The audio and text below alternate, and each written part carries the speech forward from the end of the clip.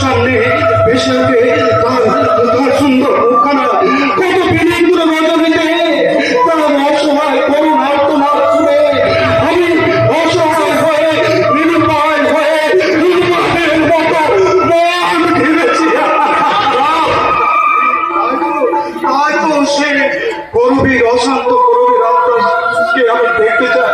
আমি আমার করবীকে দেখতে তোমাদের সঙ্গে আমি পান্ডুয়ার জঙ্গলে যেতে চাই।